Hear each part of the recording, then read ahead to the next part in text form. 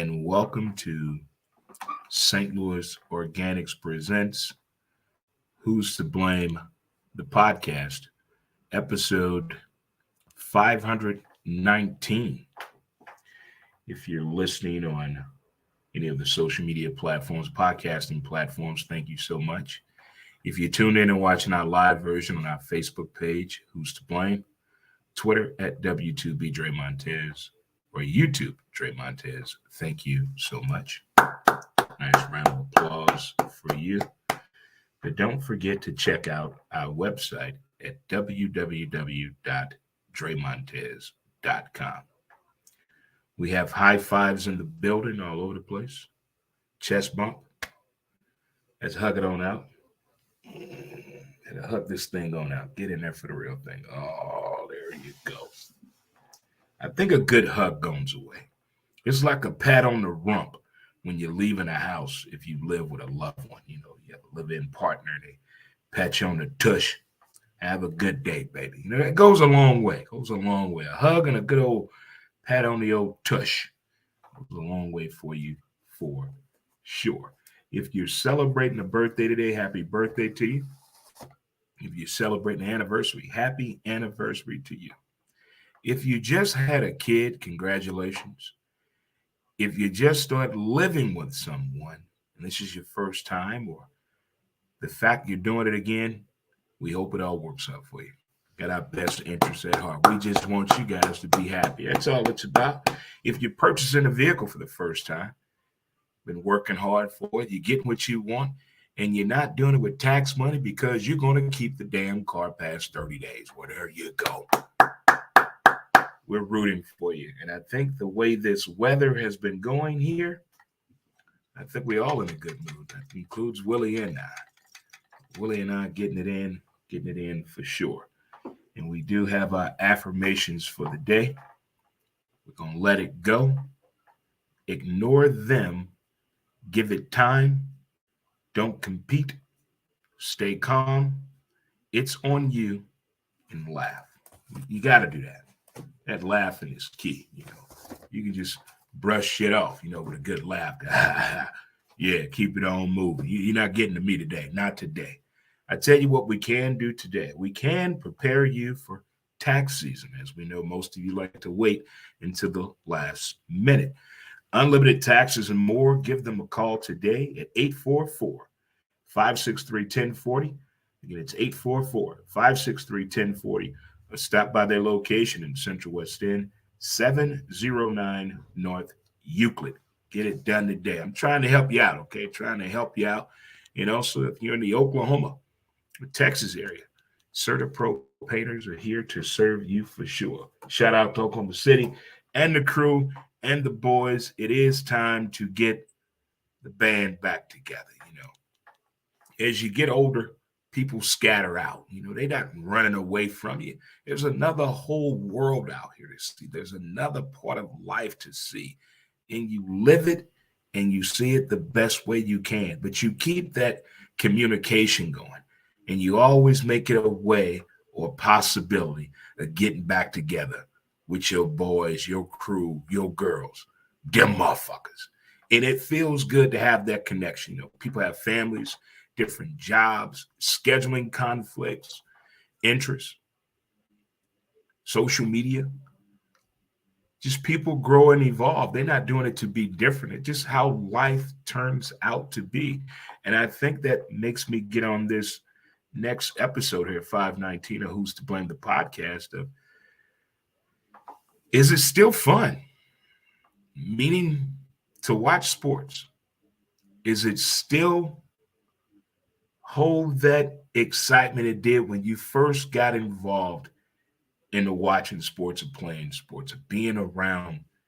Does it still feel the same? On this way back Wednesday, I'm reminiscent of the times we thought and figured that the athletes, the people in the box and the television were just unreal motherfucking people. They're in here playing something that we play in the backyard or in the schoolyard or on the sand line, whatever it may be.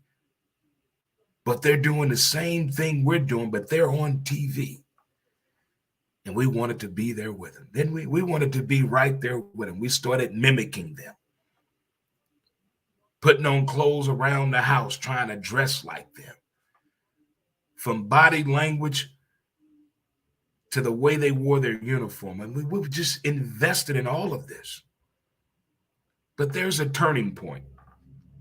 I do believe when you play sports, when you coach it, when you support a child, and of course, when you participate in it, and just watching, just observing. I think it all has a turning point.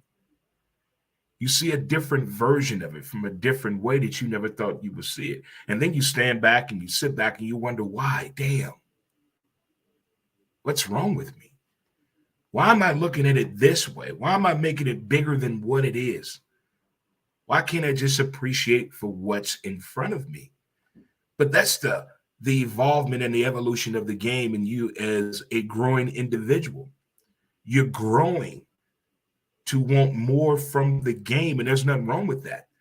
But we keep growing with the game, and so does our knowledge, our understanding, our appreciation. I value efforts to attend these games, to buy some merch, to let the team or player know, hey, you're my team, you're my favorite player. We go way beyond the Call of Duty when it comes to that. But then another change sets in. Now we find out things in sports we never thought we wanted to know, and we find out about it, and it doesn't go well.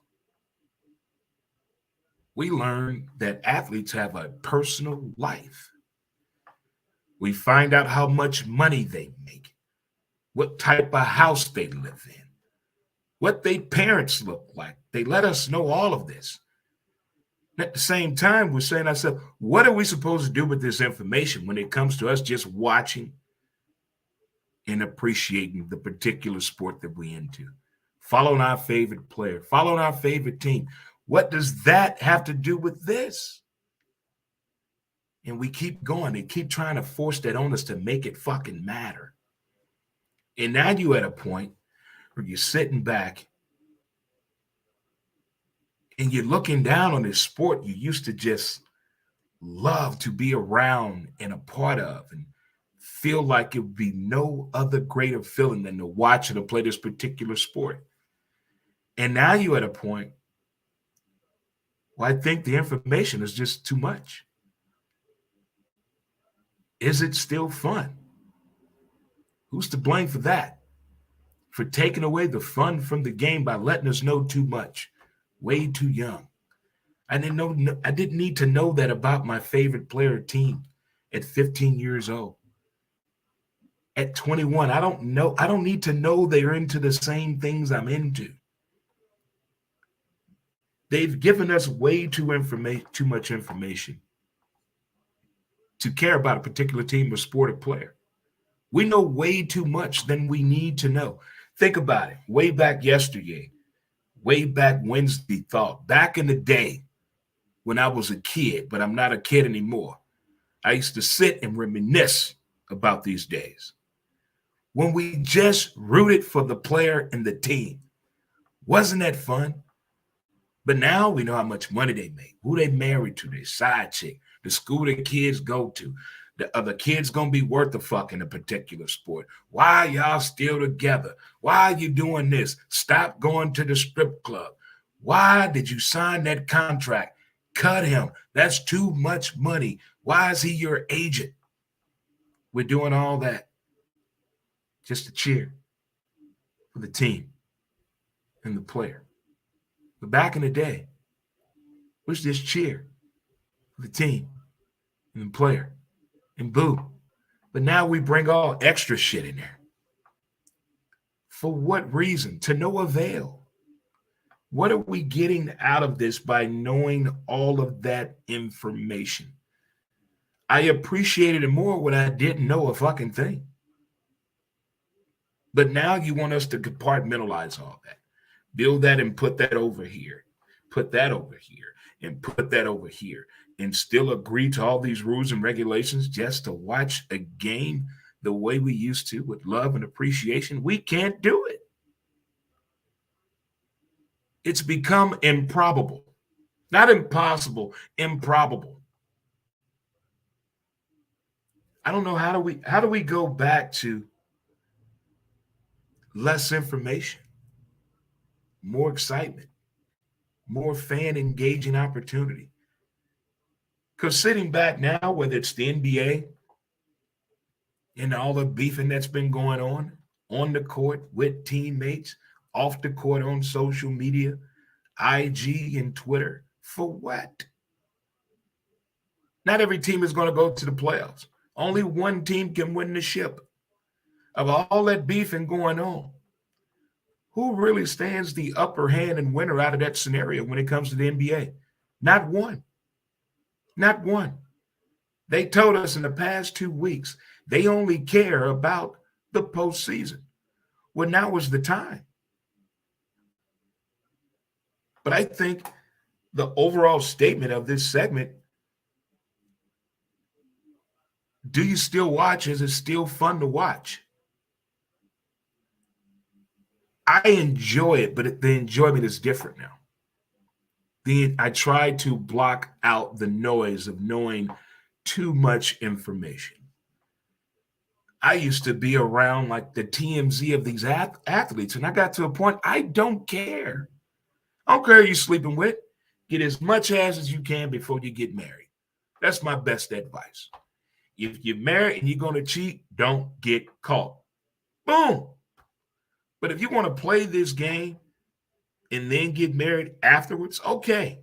Treat your body right. Take care of your body. Know the do's and don'ts. There's more information out there now than it was 30 years ago to help today's athlete. There's more information out there today for us as fans in the media to harm today's athlete. Who's to blame for that? I want to go back to the purest form. I want to go back to looking at those guys and women in that box known as the TV saying, damn, that's some fascinating shit. But not thinking about the fact that this man has not been playing for damn near 3 months because his best friend / business partner / agent got 2 kids with his wife. We don't need to know that. I don't care if you're at the strip club at 3 a.m. Can you play? Can you play? I was told this a long time ago. If you cannot play, don't come off the porch. If you can't go out and play, don't go to work. You can't handle it. If you can't play and get your ass up and go to work, you shouldn't go out. In IR, in real life, people. If you can't go out here 3-4 times a week and show to work up on time, you shouldn't go out. If your lifestyle is taking over your job in a bad way, you need to change your lifestyle. It goes the same way for these first timers getting this money on the athletic world.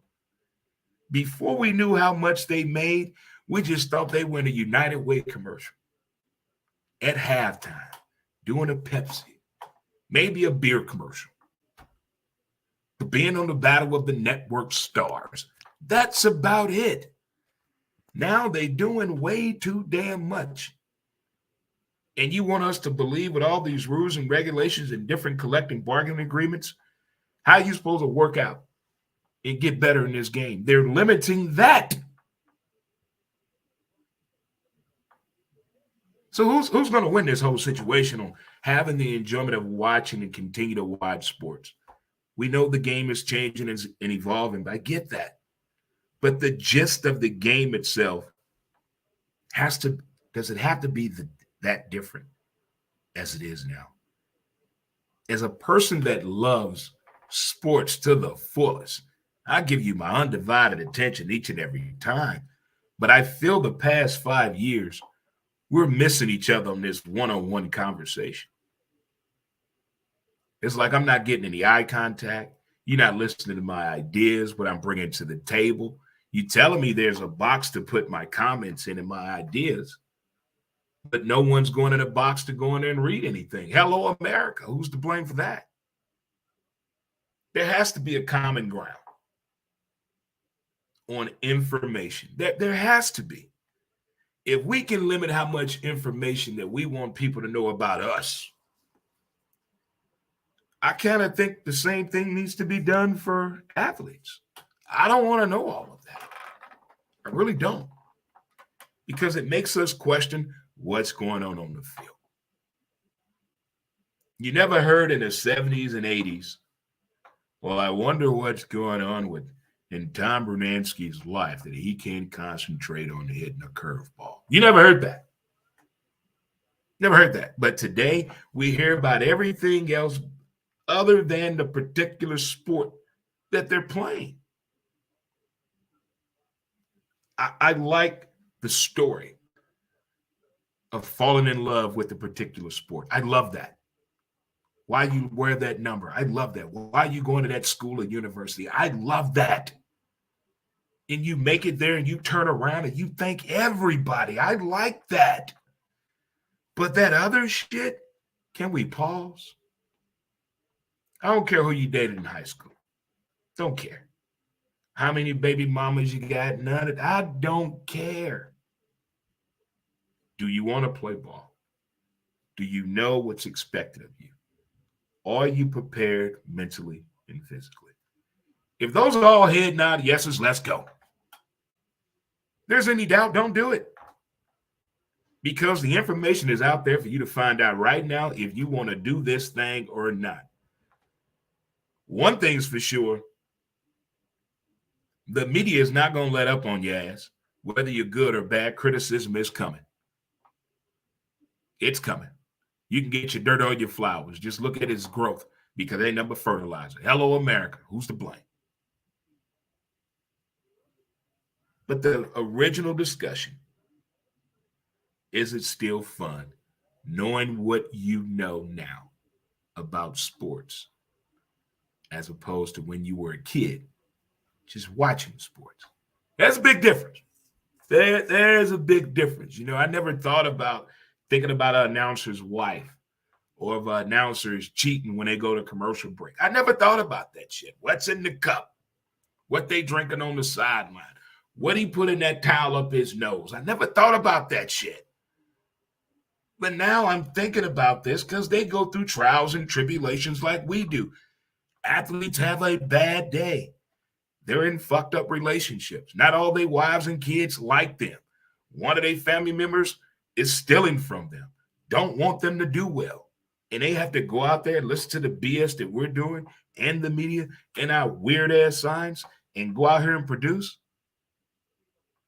Now that part of me I don't like. I shouldn't think that much about the performance of an athlete. I guess that's the human side of me that I'm thinking that, hey, everybody can have a bad day. Is what you do with your tools and your resources to help you get through that. That's another thing I look at. You should be prepared for this shit. If you play in Philadelphia or you're from Philly, you have to know those fans are shitty as hell.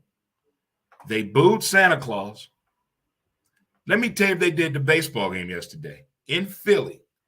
They gave out free $1 hot dogs. There was over a 2-hour wait. Guess what Philly fans did with the hot dogs? They threw them at each other. Oh, come on, man. Philly, you're better than that. Who's to blame? Who's to blame? But again, I'm not telling you to run away from sports or don't watch it again. It's just a different look and scenario once you know the things that you know as you get older and you still follow and love sports. When you learn the money side of sports, it really pisses you off. The political side of sports, no one wants to talk about it. And that dark side, the racism in sport. Oh, they don't want to talk about that shit either, do they? But who's to blame? I'm still enjoying watching sports and talking about it, and even going to the live games. But sitting back, just watching, has made me really, really think. I'm Dre Montez, and thank you for tuning in to our podcast, Who's to Blame, episode 519. And until next time, kids, I'll holler at you, as they say in the hood. 2 turns don't make a right, they make a left turn. Until next time, peace. All right, good people. Thank you for tuning into today's show, and I do appreciate it for sure. And as they always say, I'll holler at you next time, good people. Hang in there, stay there, be fair, and be cool. Most importantly, who's to blame? And we're out. Who's to blame?